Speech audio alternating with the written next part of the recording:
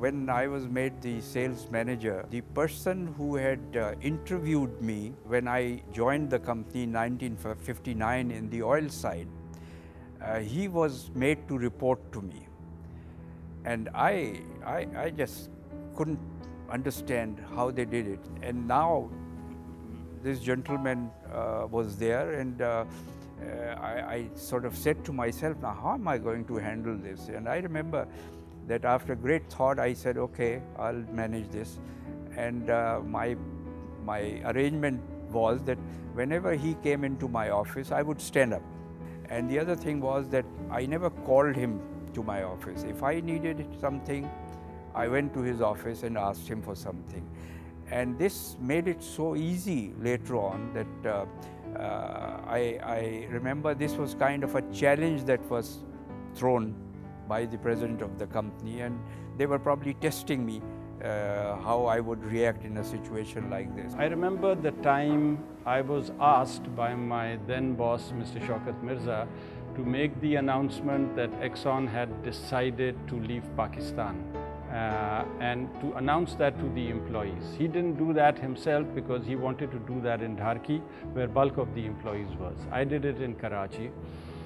And it was quite a difficult moment because there was shock, there was anxiety, there were emotions, and I had to somehow frame it in a way that there was also going to be hope with them going away.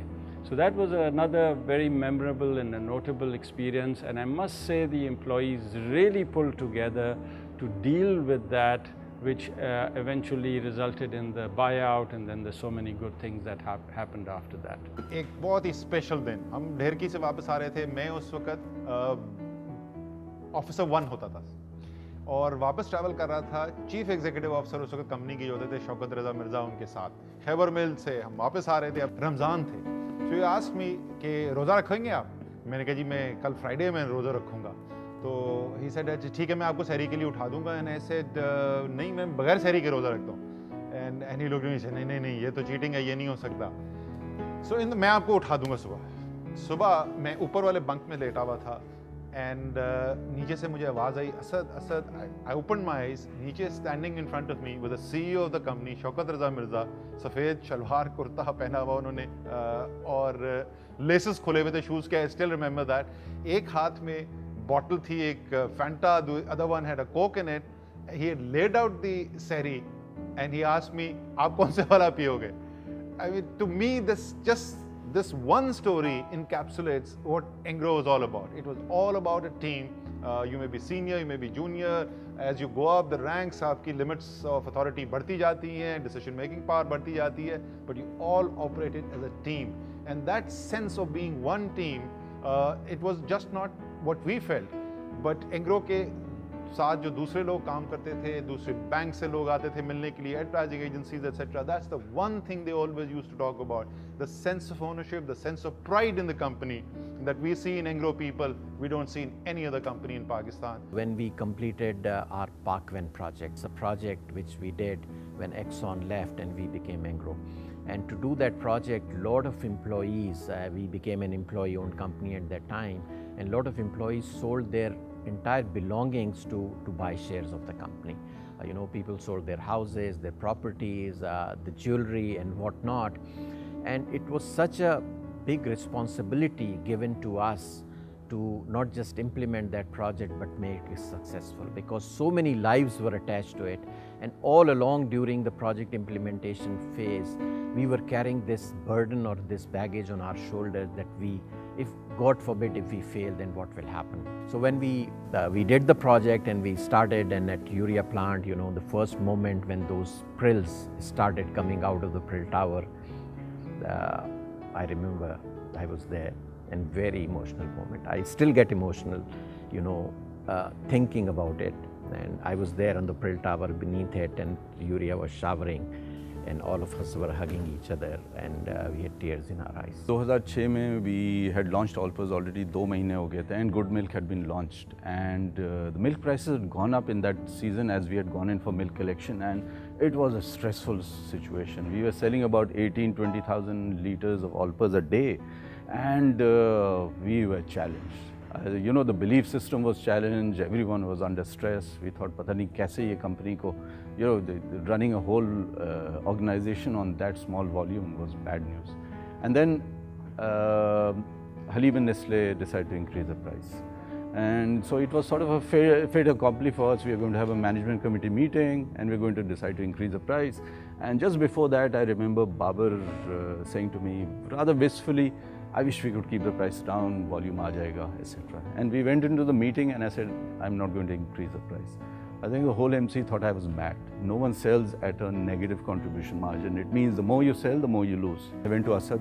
I'm sure he thought, कि ये तो गलती कर दी है CEO इसे point करके. And he said, do you actually know what you're doing? I said, yeah, this is the one risk we have to take. I was amazed. He said, okay, I'll back you up. Mashallah, July we hit 150,000 liters, August 150,000 liters. And Engro Foods never looked back. It obviously affected all our careers because the company did well, our lives changed also along with it. So that was really that one moment when I felt that had we not taken that call, things might have been very, very different for all of us. Memorable moment I remember in Engro is that when I visited the Kacha schools last year. The name Kacha implies that this is the riverine area, which is practically, because of the lawlessness there, is a no-go area as such. But Engro went out on the request of some of the people there and actually established a number of schools. And I had read about this in our newsletters and in a number of presentations. But the impact it had on me when I actually visited there was just tremendous.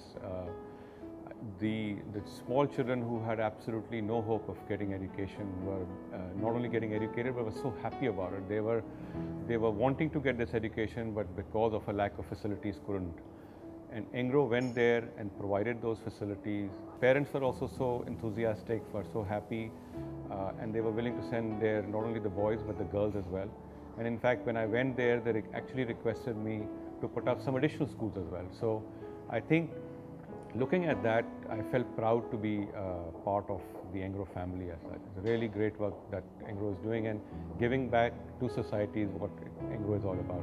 I had been working in the financial sector for 19 years prior to this, and moving to Engro for me was always a company that represented the Pakistan story.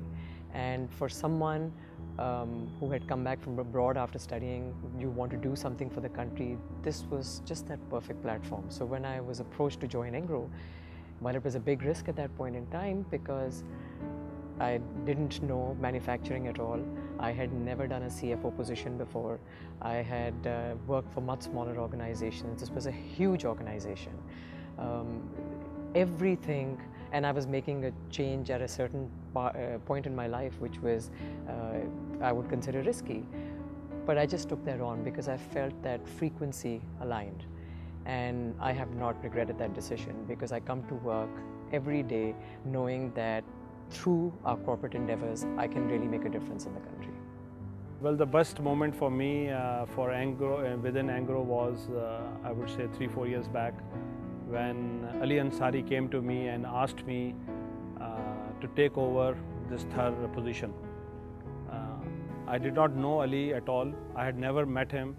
He had just become the president just few days back, and he came over to me, and it seemed to me that he has gone through the entire file of mine.